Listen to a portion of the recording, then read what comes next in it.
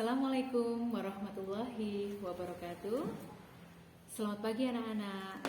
Sebelum masuk ke dalam materi ini, materi sama kali ini Ibu Guru ucapkan dulu selamat datang di MTS Negeri 2 Magelang dan selamat untuk anak-anak yang sudah diterima secara resmi di MTS ini. Oke, untuk kali ini sebelum Bu Guru akan menyampaikan materi di hari ini, terlebih dahulu Bu Guru akan memperkenalkan terlebih dahulu ya. Seperti pepatah mengatakan, tak kenal maka tak sayang. Nah, untuk itu Bu Guru akan menyampaikan dan memperkenalkan diri terlebih dahulu. Nama Bu Guru adalah Ibu Dian Intan Ayu Saputri. Di sini Ibu mengampu dari kelas 7A sampai dengan kelas 7 tahfidz dan mengampu mata pelajaran bimbingan dan konseling. Baik, untuk mat sama hari ini Bu Guru akan menyampaikan materi tentang tata tertib madrasah. Dan apa sih tujuan tata tertib madrasah itu anak-anak? Ya, mungkin anak-anak sudah terbiasa mendengar tata tertib, anak-anak harus tertib dan tertib. Nah, untuk kali ini Bu Guru akan menjelaskan apa sih tujuan tata tertib itu, terutama dalam tata tertib di madrasah. Oke, untuk tujuannya yaitu meningkatkan kesadaran siswa akan tugas dan kewajiban sebagai warga masyarakat dan khususnya siswa madrasah, dan meningkatkan kualitas siswa yang beriman, bertakwa dan kreatif, terampil dan disiplin. Kemudian dalam tata tertib itu ada macam-macam tata tertib. Yang pertama adalah kaidah umum. Contoh macamnya adalah menjalankan sholat 5 waktu, menjunjung tinggi nama baik madrasah, peserta didik harus wajib patuh hormat kepada Bapak Ibu guru serta saling menghormati terhadap semua warga madrasah. Yang kedua adalah kegiatan belajar mengajar. Contohnya adalah anak-anak harus datang tepat waktu, berdoa dan membaca Al-Quran. Dalam kegiatan KBM harus bersikap tenang dan memperhatikan. Tidak boleh izin keluar kelas tanpa seizin guru, selalu mengikuti kegiatan berjamaah dan pulang tepat waktu.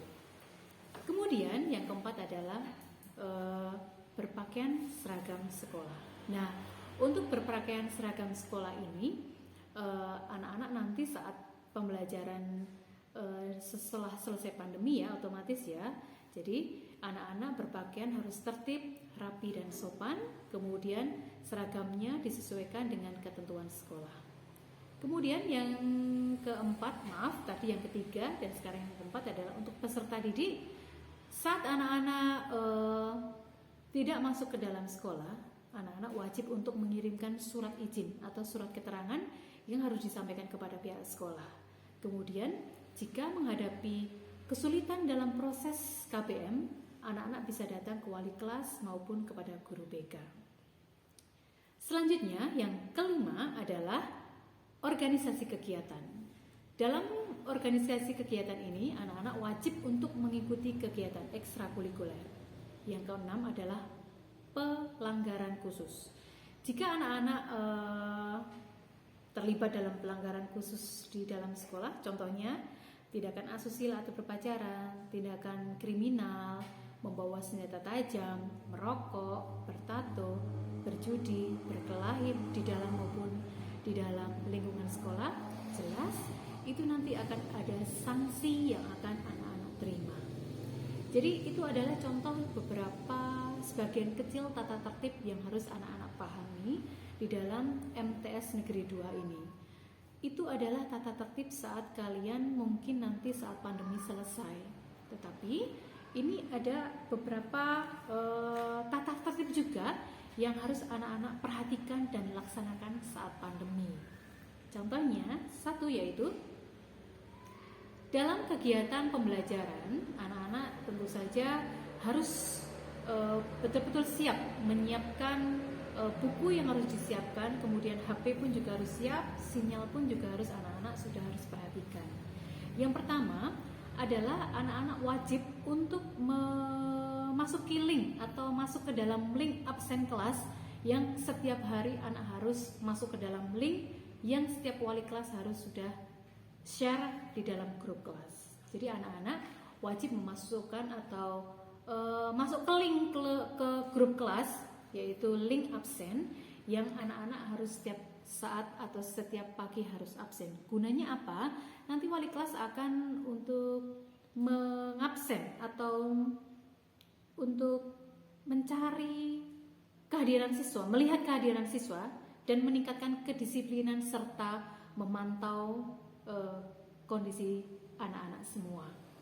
Kemudian yang kedua, yaitu setiap pagi sebelum pembelajaran daring dimulai, yaitu pukul 7 sampai dengan pukul 7.30, anak-anak wajib untuk melakukan pembiasaan. Apa pembiasaannya? Yaitu anak-anak mengikuti atau melaksanakan pembiasaan tadarus Quran dan sholat duha.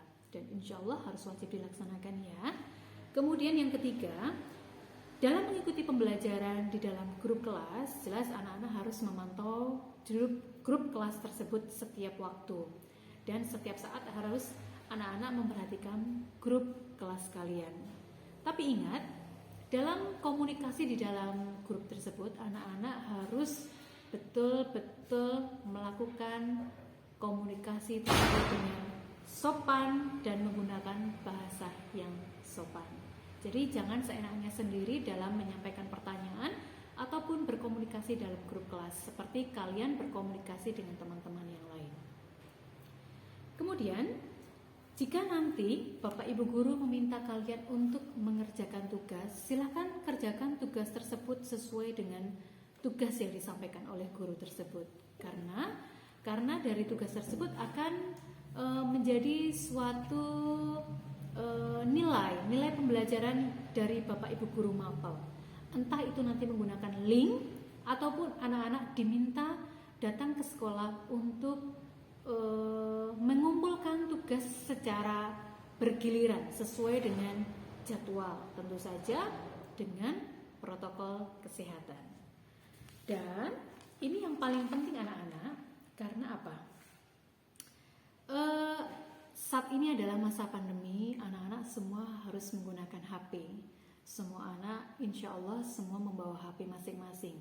Nah, di sini Bu Guru harap dalam penggunaan HP tersebut anak-anak harus betul-betul menggunakan HP itu dengan bijak dan bertanggung jawab. Kenapa? Karena banyak kita ketahui, contohnya di berita-berita, di televisi maupun media yang lainnya, banyak hal atau kasus-kasus yang memang terjadi seusia anak MTS maupun anak usia remaja lainnya.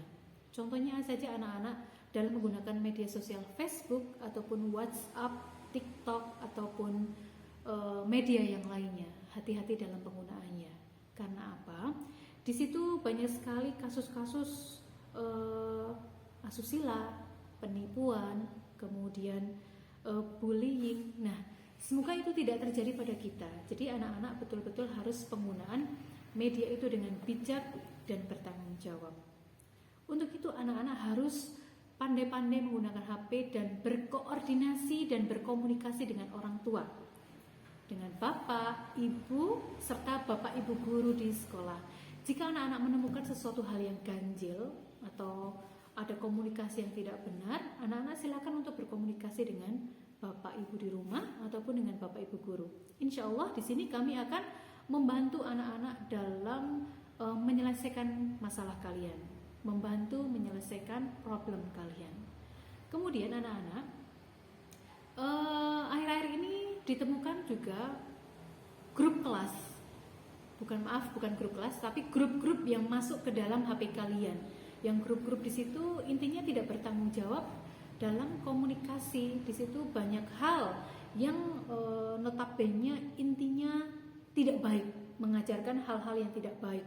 Jika anak-anak menemukan grup-grup yang seperti itu, tolonglah jangan ingin tahu, karena itu memang tidak baik, tetapi langsung keluar dari grup tersebut dan komunikasi dengan pihak sekolah ataupun dengan orang tua kalian agar ada komunikasi dan solusi bagaimana caranya agar anak-anak tidak masuk lagi ke dalam grup-grup yang tidak baik tersebut. Jadi intinya anak-anak selalu komunikasi dan koordinasi dengan orang tua dan pihak sekolah jika menemukan segala sesuatu hal yang tidak baik. Karena apa, Nak? Di sini nanti kamu akan menemukan masalah jika segera tidak teratasi. Oke, itu adalah salah satu atau hal kecil dari tata tertib yang Bu Guru sampaikan. Sebenarnya masih banyak tata tertib yang harus kalian tahu, kalian pahami, dan kalian laksanakan. Nah, nanti berjalannya waktu, nanti akan ada pembelajaran dari wali kelas atau guru BK ataupun guru mapel lain yang akan membimbing kalian untuk mengikuti atau mengarahkan kalian tentang tata tertib di masa pandemi ini ataupun nanti setelah pandemi ini usai. Semoga saja kita dilindungi oleh Allah, selalu diberikan kesehatan, kekuatan, dan tetap semangat anak-anak walaupun kita belajar di rumah, tidak akan mengurangi semangat kita untuk menuntut ilmu. Tetap semangat, jaga kesehatan, dan semoga video ini bermanfaat untuk anak-anak semua. Sekian dari Bu Guru. Assalamualaikum warahmatullahi wabarakatuh.